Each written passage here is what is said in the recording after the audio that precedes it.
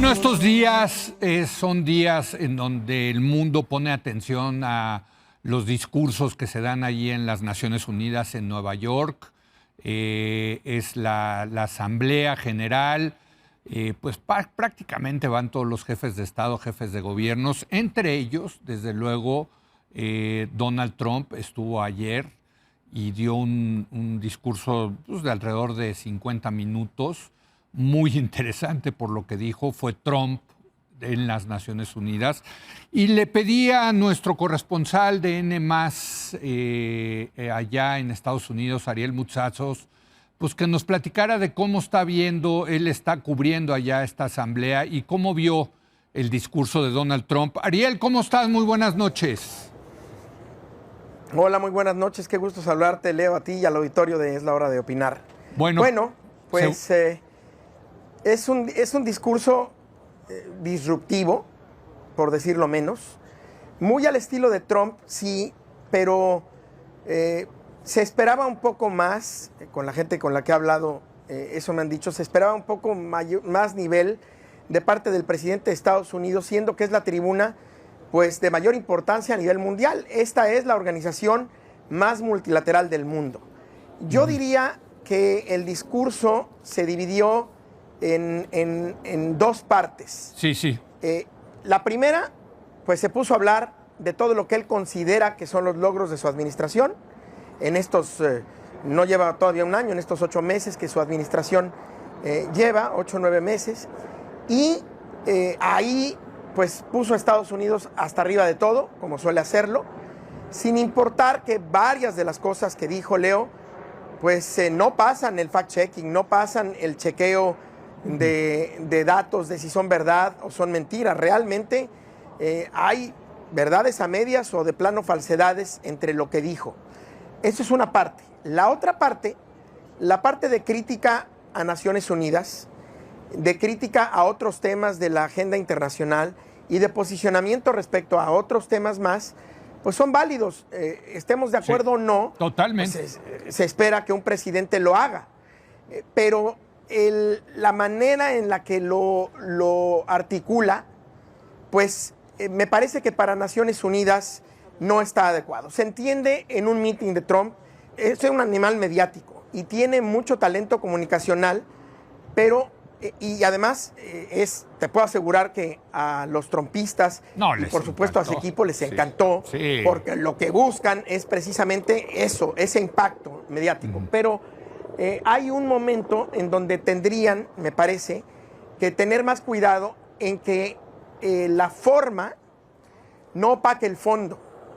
Y me parece que ayer ocurrió eso, que la forma en la que Trump habló pues opacó los puntos válidos, por lo menos para una parte de los observadores, de los dignatarios que están aquí, de la gente que está involucrada, por supuesto, en las relaciones internacionales.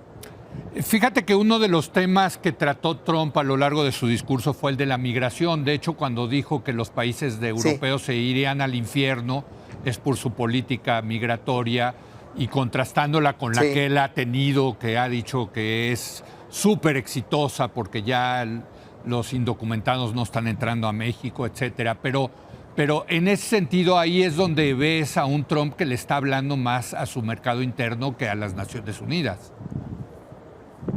Absolutamente, le está hablando a la grada. Sí. Criticó la cuestión migratoria y que Estados Unidos no le ayudara. Perdón, que las Naciones Unidas no le ayudara a Estados Unidos. Así es. ¿Cómo le va a ayudar Naciones Unidas a Estados Unidos si Naciones Unidas está para ayudar a los refugiados, a los asilados, a quienes sufren? Se quejó de que Naciones Unidas no le ayudara contra el narcoterrorismo, contra lo que él considera como narcoterrorismo, que son los cárteles. Ahí, pues se equivoca, porque aunque sea de manera nominal, pues hay incluso una suborganización o una organización afiliada de Naciones Unidas contra la droga y el delito, que tiene su sede en Austria, en Viena, y que está haciendo cosas, independientemente de si el presidente de Estados Unidos las considera efectivas o no, y lleva haciendo cosas ya muchos años. Y luego se quejó también, dijo que lo del cambio climático era un engaño, cuando hay cosas que me parece que no se pueden negar, que son evidentes. Y por ahí se fue. Se fue con los temas de siempre, pero efectivamente con una articulación muy alineada, con una crítica constante a Naciones Unidas, con una crítica agria. Y también la otra cosa, no sé si estés de acuerdo conmigo, pero ¿cómo negar, más allá de la forma, cómo negar que Naciones Unidas pues ha sido, en mayor o menor medida, pero lleva más de 2 décadas de ser, para efectos prácticos, irrelevante? Es un lugar muy importante que, por supuesto, no debe desaparecer y que todos tendríamos que cuidar, pero es el lugar del debate internacional más importante en el mundo y, sin embargo, luego no hay acción que siga. Desde aquel debate en Naciones Unidas en 2002, me parece que fue, de aquella resolución 1441, si mal no recuerdo, respecto a si se podían meter la coalición multinacional a Irak o no, las Naciones Unidas están rebasadas, Leo. Pero te quería preguntar, porque quizá lo más importante, más allá del discurso de Trump, con toda la fanfarria y todos los fuegos artificiales que siempre acompañan a Trump, fue la reunión con Zelensky y luego el post que hace en Truth, en su red social, donde ya claramente me parece que lo que está diciendo Trump es: yo ya no puedo asegurar que va a haber paz allí, que yo puedo ser el broker, que puedo ser el negociador de la paz entre Ucrania y Rusia, y más bien como que se alinea ya claramente al lado ucraniano y dice que Ucrania puede incluso recuperar los territorios que han sido invadidos por Rusia. Ese rompimiento sí me parece muy, muy relevante, Ariel. No sé cómo lo veas tú. A mí, junto con lo del reconocimiento como Estado a Palestina, sí, me parece, y quizás incluso más importante, me parece que es el gran entregable, el gran resultado de esta Asamblea General, sobre todo de alto nivel. Ahora, al respecto, 3 cosas importantes, Leo. La primera, yo también coincido en que se lee como que él se está ya deslindando un poco y dejando en manos de Europa y de la OTAN este apoyo a Ucrania. Sí. Sí es también una postura, un cambio de 180 grados al respecto, pero no hay que dejar de lado que Trump a veces suele cambiar de posición, nunca tan claramente como esta vez, al respecto del tema de la invasión rusa en Ucrania, pero sí suele cambiar de posición dependiendo de con quién hable y dependiendo de lo que tenga en puerta, de los eventos o negociaciones o encuentros que tenga en puerta. Habiendo dicho eso, a mí también me parece que ya fue muy claro en que Ucrania puede recuperar la totalidad de su territorio y que lo que necesita es tiempo, paciencia y apoyo de la Unión Europea y de la OTAN. Número 1. Número 2, el presidente de Ucrania reconoció también en una conferencia de prensa en la que pudimos estar que ya había sentido o percibido que Donald Trump ya entendía mejor el tema de la guerra en Ucrania y que agradecía mucho el apoyo y que sentía que era un game changer moment, que esa reunión podía constituir un cambio de jugada o una volteada de tablero, no sé cómo traducirlo de game changer, ayúdame, pero que eso podía constituir un punto de inflexión, vamos a decir. Punto de inflexión, exacto. En esto, exacto. Y luego, número 3, y muy importante, hubo un momento en donde, estando como están las cosas con Rusia de la OTAN, no solamente de Ucrania, allí en esa reunión de unos minutos para la prensa entre Trump y Zelensky, le preguntaron a Trump si él creía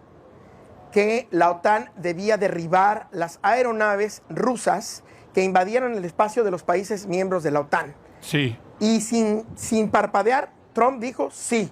Sí. Y le dijeron, ¿usted estaría dispuesto a apoyar a la OTAN? Y dijo, bueno, habría que ver, pero si me lo piden, yo tengo una relación muy fuerte con la OTAN.